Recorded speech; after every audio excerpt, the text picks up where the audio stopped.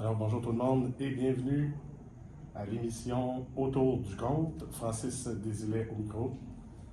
Très content de vous accueillir encore en ce beau dimanche hivernal. J'accueille aujourd'hui à ce micro une artiste au bagage culturel multiple, comme c'est souvent le cas ici. Mais comme cette émission aborde entre autres le conte, je vous dirais qu'on a pu la voir et l'entendre conter au Dimanche du conte de Montréal. Festival de danse Fury, au rendez-vous des Grandes Gueules à Trois-Pistoles, au Festival de la Grimace, il faudra en reparler, au Festival gaspésien de Contes et légendes, et au printemps dernier, il a aussi tourné en France dans le cadre du projet Voix nomade. C'est un plaisir de pouvoir échanger avec toi, Camille Montagne. Bonjour. Bonjour, plaisir partagé. Plaisir partagé, bien, on va se passer une belle demi-heure comme ça ensemble. Yes. Et j'ai très hâte d'entendre tout ce que tu pourras me raconter autour de ce qu'on a décidé d'aborder comme sujet ensemble. Si on commence, je commence souvent par là, mais toi, tu es passé par une formation en théâtre. Exact, oui. À l'UQAM. À l'école de théâtre de l'UQAM, oui. Que j'ai gradué en 2017. 2017. Et tu as continué à travailler dans le théâtre après ça? Exact, oui. Dans le projet personnel, des montées sur scène? Oui, c'est ça, surtout dans le théâtre de création. Avec ma bonne amie Wina Forget, je me suis jointe beaucoup à ces projets. Puis éventuellement, j'ai joint la co-direction artistique Je pense que ça vaut la peine de nommer le théâtre. la compagnie qui s'appelle, c'est son idée à elle, le Théâtre des petits paradigmes poreux. J'adore. Qui est basé à Trois-Pistoles maintenant. Donc, ouais. C'est beaucoup avec elle, on a fait du théâtre plutôt de création, des fois narratif, mais des fois assez expérimental, avec des objets, avec du mouvement. Fait. Ouais, ça a été surtout ça. Puis après ça, j'ai joué dans des courts-métrages, dans les projets de d'autres personnes, mais surtout nos propres créations. Est-ce que c'est un volet, la création, qui t'attirait dès le départ quand tu es allé à l'étudiant en théâtre? Ouais, vraiment. Ouais. C'est ça plus loin. Et donc, personne qui part avec le théâtre ou qui aborde la pratique artistique par là, il arrive comment le conte dans ta vie, puisqu'on est un peu autour du conte? Ouais. Il arrive quand je déménage en Gaspésie. Puis que je vois compter. Bien, comme je passais pas mal de temps à Trois-Pistoles, on faisait du théâtre là-bas, au Théâtre du Pic, etc. Dans ce temps, Ben tu là, étais encore basé à Montréal, puis tu faisais le voyage? Oui, c'est ça. J'étais encore basée à Montréal, je voyageais là. Puis là, j'avais entendu parler du rendez-vous des Grandes Gueules. J'étais allée un automne. J'avais vu un peu ça aller. J'étais comme, ça a l'air C'est quand même effervescent. Hein? Ouais, c'est comme il y a un moment, il y a de l'électricité dans l'air à Trois-Pistoles à ce temps-là. Puis là, je voyais toutes sortes de gens compter. Tu sais, pas juste comme le bonhomme avec sa pipe qui compte la chasse-galerie. Genre, c'est comme. C'est moi ça. Exact.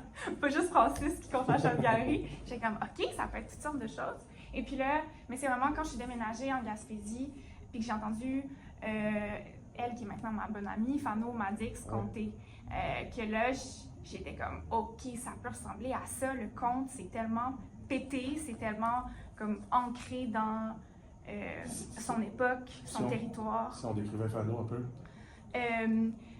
Queer Queen. Queer Queen, accent chiac. Yes, elle compte en chiac, avec une langue tellement colorée, une espèce de freestyle. Elle est vraiment présente avec le public, elle jamme beaucoup, elle improvise, elle est super drôle, super touchante en même temps. Il y a quelque chose de très, très... c'est ça, je pense que c'est son contact avec le monde avec qui elle comptait devant, où j'étais comme, ça m'a fait tellement du bien de voir ça se passer, puis j'adore le théâtre et j'ai envie de continuer à en faire. J'en écris en ce moment, par exemple. Là, il n'exclut pas là. Non, c'est ça, mais je trouvais ça tellement rafraîchissant, cette spontanéité-là. Puis il n'y a pas de quatrième mur, il y a comme... On jase avec le monde devant qui on est, puis là, moi, je l'avais vu compter sur une plage, tu sais. Puis là, après ça, on s'est recroisés. Je l'ai vu compter autour d'un comptoir de cuisine avec des amis, puis après ça, dans des salles de spectacle, etc. Puis j'étais comme, ouais. Ce côté-là hyper accessible, puis direct et libre. La liberté, parce que si tu arrives du théâtre du dimanche, que je peux faire ça dans le compte, oui. Tu peux tout faire. Tu peux tout faire. Tu peux tout faire, puis ça prend juste toi. C'est libérateur aussi, parce que c'est dans un contexte où on va pas se le cacher, là, le financement de la culture, c'est vraiment dur. On peut se le dire, oui. Je veux dire, j'apprends rien à personne. Non. Faire financer des shows de théâtre, c'est vraiment difficile. Oui, parce que plus grosse équipe encore quand tu pars en solo, là. C'est ça. Fait que là, comme revenir à quelque chose avec des moyens hyper simples, il y a quelque chose de libérateur aussi dans le contexte économique. c'est comme triste à dire, mais c'est ça, c'est Tu pareil. veux revenir à quelque chose de plus simple, tu parles-tu du compte ici? Ouais, c'est ça. Une pratique qui a juste, t'as besoin de ton corps, c'est tout, puis tu peux le mettre n'importe où, puis la magie s'opère. Il y a quelque chose de très beau aussi, juste en soi, puis il y a quelque chose de pratique là-dedans, tu sais.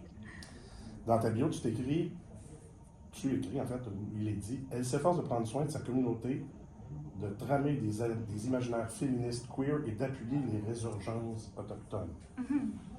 Pour toi, Camille, queer, féminisme, ou encore féminisme queer, ça se dit et ça se vit comment? À travers le conte, bien sûr, mais la question est ouverte. Ça se dit et se vit comment? Ouais, large question quand même. Il y en a quelques-unes aujourd'hui. Pas pire. J'aime ça, ça me parle. J'étais en ligne dans ces directions-là aussi. Oui, c'est ça. Mais oui, puis c'est comme ça que j'écris ma bio aussi. Je parle du conte, je parle de ma pratique artistique, mais je parle de ma vie. Puis j'aime ça, écrire une bio qui comme met au même stade, genre, moi qui fais des réunions d'organisation collective avec mon collectif en rural, genre, puis les shows que j'ai faites. Tu sais, il y a comme quelque chose, puis il y a quelque chose pour moi, le conte, il illustre bien ça, il est dans la vie, puis la vie est dans le conte, puis il n'y a pas comme ma pratique artistique, puis le reste. Puis je te dirais que c'est un peu la même chose. C'est souvent ça en tant qu'artiste, hein, ça. On le vit un peu. C'est ça. Mais des fois, on le met pas tout le temps en lumière, tu sais, je sais pas. Mais, ouais, puis il y a quelque chose, puis c'est ça un peu, le queer, le féminisme, comment ça se vit, ben, tu sais, de ma posture de femme féministe élevée par ma maman qui était féministe, puis qui est bisexuelle, ben, c'est juste ma vie, tu sais. Fait que c'est ça qui m'appelle, genre. Puis après ça, ça devient aussi, dans le contexte politique actuel, une lutte. Ben, ça a toujours été une lutte, mais ça le devient d'autant plus. Puis là, c'est pour ça que j'ai comme vraiment envie d'en parler. T'sais. Puis c'est pas une lutte juste de visibilité, c'est une lutte d'existence rendue à ce stade-ci. Puis on n'est pas tout à fait là en ce moment au Québec, genre, mais comme ça. Tout à fait dans un point où ce serait difficile pour une femme de s'exprimer, c'est ça que tu veux dire? Ouais, là, que ça serait difficile de comme librement vivre une sexualité queer ou de vivre ou de s'exprimer puis d'avoir comme le plein contrôle sur son corps. On n'est pas là. Non. Ça va bien encore ici, mais comme juste à côté, soyons vigilants. On peut plus se faire avorter, puis le mariage gay est criminalisé. Ouais. C'est juste à côté. Et puis il y a une petite montée. Là, je pense que je fais un segue vers comme d'autres choses dont on avait envie de parler. Mais... Ah, mais on parle de tout, hein? C'est ça. C'est un mot qui est bon ici. Tu l'as dit déjà à 2 ou 3 reprises. C'est libre. Ah. Alors on discute de ce qu'on veut. Yeah, j'aime ça. Mais ouais, c'est ça. Pour finir mon idée, mais c'était... c'est ça, on le voit. Moi, je suis inquiète, je suis très inquiète, pas juste de ce qui se passe aux États-Unis, mais partout dans le monde, la montée de l'autoritarisme, puis l'effritement de l'état de droit. Ça vise d'abord les personnes qui sont comme marginalisées, d'abord les migrantes, d'abord les personnes queer, puis les femmes sont pas loin derrière. Puis ça, c'est déjà en train de se passer au Québec. Le barreau a fait une sortie la semaine dernière ou l'autre pour dénoncer l'effritement de l'état de droit. Ici, ça va pas bien. Là. Et les voix s'élèvent pour dire au gouvernement du Québec, ne légiférez pas, n'inscrivez pas le droit à l'avortement dans la loi. C'est ça. Ça peut juste nuire. C'est ça. Est-ce qu'ils vont écouter? On espère, hein? On espère. Moi, j'aurais pas cru de mon vivant. Franchement, j'ai grandi très naïvement en pensant que c'était derrière nous, ces questions-là. Écoute, Camille, moi, je suis passé de personnes qui sont d'homosexualité au secondaire à voir plein de clubs et de salles d'échange, puis de clubs queer, puis à une espèce de retour à un masculinisme, on dirait, qui monte en puissance, puis bon, des queers qui se font à nouveau ostracisés. J'ai vu cette courbe-là, puis moi aussi, je suis fort inquiet. Mais, bon, désolé, hein, je me suis ouvert un peu. Mais j'espère. je voulais savoir, on parle de ça, queer, féministe. Est-ce que ta pratique du conte est essentiellement féministe, queer, tournée autour de ça, ou tu te permets d'aller aussi ailleurs? Ou... Oui, je me permets d'aller aussi ailleurs. Je dirais que c'est quand même une trame qui, veut pas, ça traverse un peu tout quand je regarde, quand je cherche des histoires, quand j'en entends. Il y a toujours cette lunette-là un peu que je mets, puis c'est ce genre d'histoire-là qui m'appelle. Mais la question de la sensibilité au monde vivant, non humain, c'est aussi très présent. Je raconte des histoires, je raconte pas juste, genre je tiens pas à faire comme un pamphlet politique avec le conte non plus, puis je pense que quelque chose qui est très, très large, puis qui est comme, ce qui est souvent présent dans le conte, c'est comme d'enchanter le rapport au vivant, puis de déplacer un peu la posture de qui est sujet, qui est objet, là, tout d'un coup, genre, une feuille peut parler, tu sais, puis... L'animisme est possible. Fait que ça, c'est aussi quelque chose qui me parle beaucoup, fait que, ouais, parce que je pense que aussi, à une époque de catastrophe écologiste, on a tellement besoin de, comme, magie dans le monde qui n'est pas que humain, tu sais, puis de l'aimer, puis de le voir autrement. Le conte, il fait ça depuis toujours. Oui, absolument. Une question un petit peu plus, pointue, en tout cas.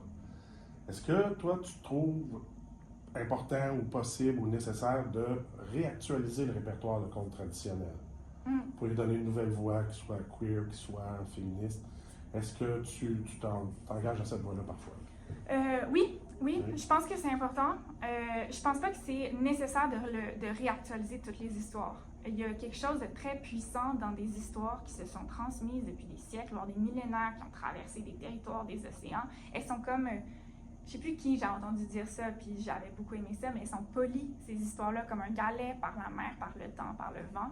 Et elles ont une espèce de forme hyper efficace. Je traite vraiment plus sur le conte du répertoire traditionnel que le conte de création, parce que je pense que c'est dur de faire une bonne histoire efficace, puis que la tradition orale, ben, elle emporte des histoires hyper efficaces. Fait que j'ai comme un grand respect pour ça. Je trouve qu'il y a quelque chose de beau à porter ça. Puis des fois, l'histoire, je l'entends, je suis comme impeccable. Moi, c'est cette histoire-là que je veux raconter. Puis des fois, je la vois. Des fois, j'ai juste envie de m'amuser. J'ai pris une vieille histoire trad, je l'ai mis dans le coin de chez nous avec des dudes qui boivent de la pâte puis font du 4 roues. Ça, il faut. Tu sais, ou... Ça, c'est juste recontextualiser. C'est ça, recontextualiser. Puis après, je pense que je transforme pas des histoires pour leur donner une teinte féministe ou queer. J'essaie de spotter les cracks féministes et queer qui existent déjà dans les histoires. Parce que c'est ça qui est fun. C'est qu'on pense que le conte, que le répertoire trad, c'est nécessairement vieux jeu, c'est conservateur, c'est comme pas féministe. Mais en fait, ou c'est pas queer, c'est straight, je sais pas trop. Mais en fait, c'est un art du peuple, un art de la marge. Donc, des bizarres, des croches, le folklore. En anglais, ça veut dire science du peuple. Exact. Puis c'est là que tu vois aussi que, en fait, il y en a toujours eu. Des marginaux, il y en a toujours eu. Des queers, il y en a toujours eu. Des femmes fucking fortes, tu sais. Pardon. Oh! Est-ce que quelqu'un nous surveillait? Non, tout va bien. Non, mais de toute façon, on va aller écouter une chanson qui va nous amener sur ce terrain du gros mot et de la parole décomplexée. Yes. Disons ça. Je te laisse nous présenter l'artiste et le titre de la chanson. Caïn Coulto, je suis pas sûre que je le prononce bien, mais sa chanson c'est KSC Santeria. Puis là, moi je pense que j'étais curieuse d'entendre le remix de Sudan Archives, mais je sais pas si c'est celle-là qu'on va entendre. C'est celle-là qu'on va entendre. Yes. Christian à la régie me confirme qu'on a trouvé cette version-là. Yes! Fait que là, ça a été un gros succès cette chanson-là. Là, c'est un artiste queer latino-appalachien qui habite aux États-Unis, qui a des origines latino. Il est comme absolument unapologetic dans son queerness. Puis là, ils ont fait un remix. Ils ne s'excusent pas. Exact. Ils ont fait un remix avec Sudan Archives et là qui a une couche de plus d'explicitement politique avec des paroles d'une justesse dans le contexte telles que fuck Trump, fuck ICE, free Palestine. Et plusieurs fois. On l'écoute. Ça dit ce que ça a à dire, n'est-ce pas? Oui, exactement. Tu as un grand sourire, je pense que tu sais. Mais aussi, c'est un très bon beat. Absolument. Bon, je vais t'avouer que j'étais un peu surpris quand tu m'as fait part de ton choix de chanson. Je l'ai écouté, j'ai fait quand même, ben, on y va. D'habitude, on écoute plus comme des petits chantrades quand on fait compte. Non, ça dépend. Chaque invité, je te dirais, non, c'est pas... C'est assez diversifié. C'est pour ça que je suis surpris, mais pas outre mesure. C'est comme, il y a des gens qui disent, OK, on écoute ça. Mais c'est le but de cette émission-là, c'est de le faire avec la personne qui est en avant, et non pas de décider ce qu'on fait à sa place. Parfait. On est libre dans le compte. Pour continuer notre discussion bien entamée, Je sais pas si tu as déjà entendu parler du renouveau du conte au Québec qu'il y a eu dans la fin des années 90 et 2000. Avec les dimanches du conte sont arrivés, les jours du conte en Estrie, 3 pistoles, le Festival interculturel du conte qui était déjà là de Montréal. Mais une forte montée du conte. Est-ce que selon toi, on pourrait dire que ces jours-ci, ces années-ci, on aurait un renouveau queer du conte au Québec? On aimerait ça dire ça, hein? Dont l'épicentre serait peut-être la Gaspésie. Ben, c'est... Ouais. Moi, j'ai l'impression qu'on pourrait dire ça, mais je pense que tu es mieux placé que moi parce que tu as comme une vision large. Moi, j'arrive dans ce contexte-là, en fait. Je le suggère un peu, là. Je le fais glisser sur la table en disant ça se pourrait-tu? Je le prends alors. Oui, parce que tu as parlé de Phanomadix, il se passe quelque chose, là. Mm-hmm. Et c'est magnifique, entre autres avec le Festival de conte en Gaspésie. Oui, le Festival gaspésien de contes et légendes à Mont-Louis fait des choix de programmation très queer, puis je pense que c'est comme parce que Yannick qui fait le festival travaille main dans la main avec Fano. Oui. Fait que ça le vend d'aller voir, même d'ailleurs cette année au Festival interculturel du conte, il y a une veillée queer, la présence est là.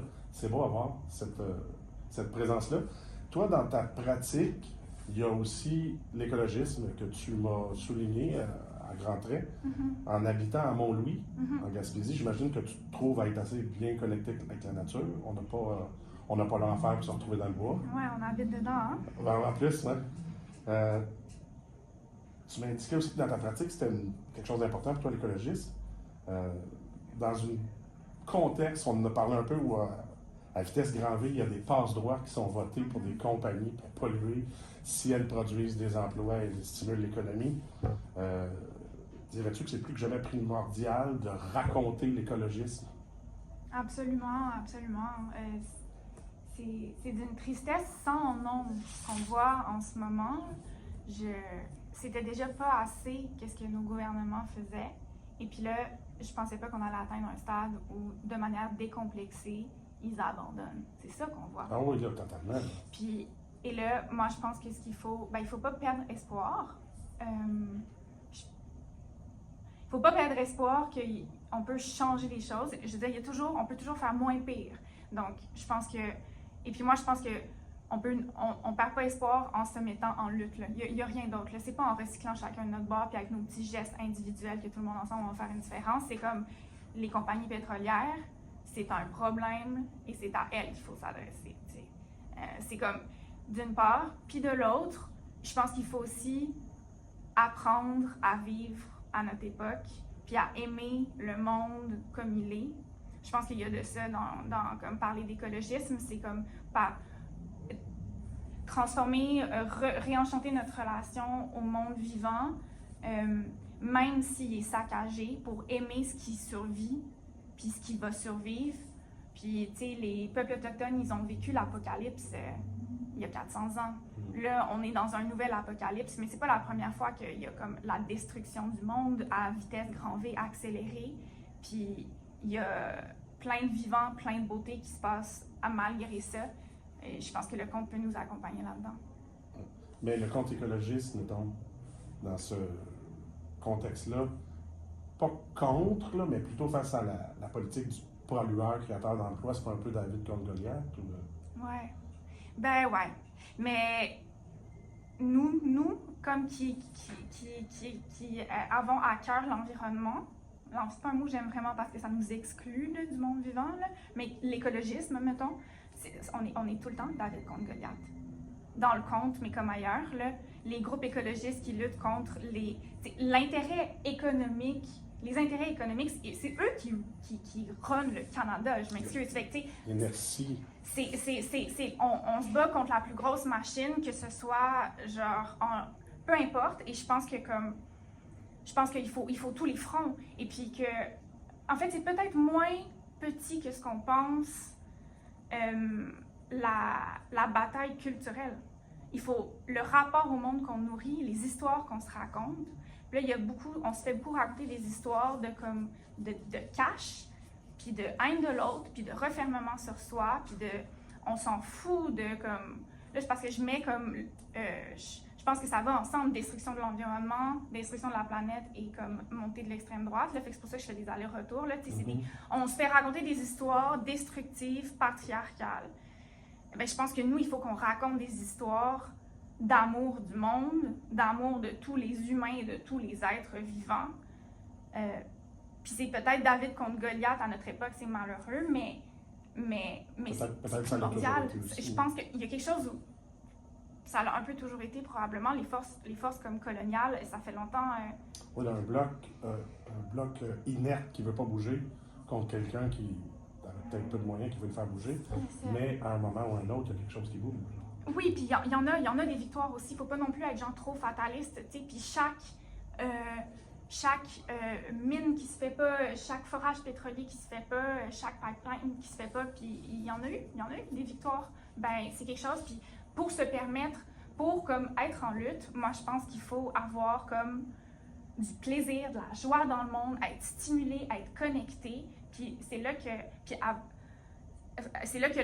la création, l'art, ça rentre en compte, je pense, qui est comme un élément important. Ça peut faire ça, ça peut nous nourrir spirituellement, relationnellement, puis nous permettre de comme évoluer dans le monde, puis après ça, de se mettre en action. Puis c'est pas sa seule fonction, mais je pense qu'on est c'est tout un écosystème de pratiques où se raconter des histoires, ben c'est crucial. C'est quoi Je pense que comme on détruit le monde parce qu'on s'est raconté une histoire qui s'appelle le capitalisme. Mais moi, j'ai envie qu'on se raconte d'autres histoires que ça. Puis des fois, elles grandissent, ces histoires-là, puis on se les raconte at large, puis là, il y a des choses qui flippent. Tu sais, si aujourd'hui, on peut parler de queer quand même encore à la radio, c'est parce qu'il y a du monde qui ont raconté des histoires fortes. Ben, puis ça a eu des répercussions. Le backlash qu'on vit en ce moment de revirer vers la droite, c'est en réponse à une émancipation des femmes, des personnes queer, des personnes marginalisées en général. Fait que toutes ces histoires-là qui ont été racontées, ben, elles ont eu un poids à un moment donné. T'sais. Ça a été plein de choses qui se sont passées, mais aussi des histoires. En tout cas, je répète un peu la même affaire. Non, tu précisais en fait. Parce que dans tout ça, il y a aussi le fascisme qui pousse de son côté, qui est la droite, qui est la montée, de toujours pointer l'immigration, de l'enfermement sur soi. Et encore une fois, est-ce que nos voix artistiques peuvent quelque chose contre ça? C'est comme, c'est un peu, c'est ça, je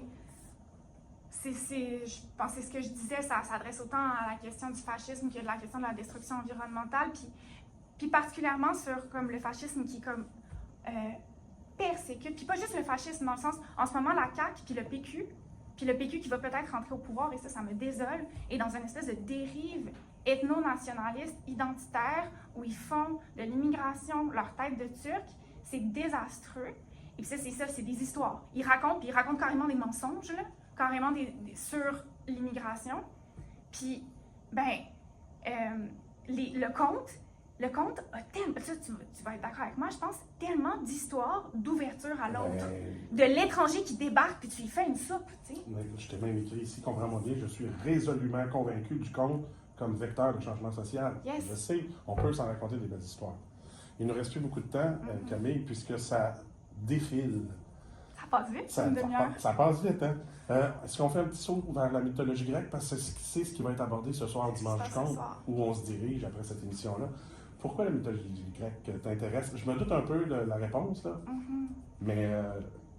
plein de choses, là, mais... Parce que c'est un terreau fertile, parce que comme c'était culturellement différent à la Grèce antique, déjà les histoires sont plus ouvertes, plus queer, plus facilement, il y a plus facilement d'histoires comme ça qu'on peut aller chercher. Il y en a plein, là. Ça, c'est évident dans la mythologie grecque. Mais aussi, on est ailleurs, mais c'est aussi nos racines. Puis moi, je pense qu'il y a quelque chose d'important qu'on peut faire comme passeur de la tradition orale, d'aller puiser dans nos racines, puis dans la mythologie grecque. Ben, c'est de là dont on vient culturellement, et c'est fascinant parce que c'est tellement étrange. Puis je pense que c'est l'intensité de la mythologie qui on vient voir ça ce soir au Dimanche du Conte. Tu seras du spectacle. Un mot ou une expression qu'on pourrait dire pour que les gens se méritent un billet gratuit. Est-ce que tu aurais une idée, Camille? Trampoline. Trampoline ce soir. Le mot pour avoir des billets gratuits. Restez avec nous. L'émission Excusez-la suit avec Marc Bolduc. Merci d'avoir été là. Merci à Christian Morin, à la mise en onde. À la semaine prochaine.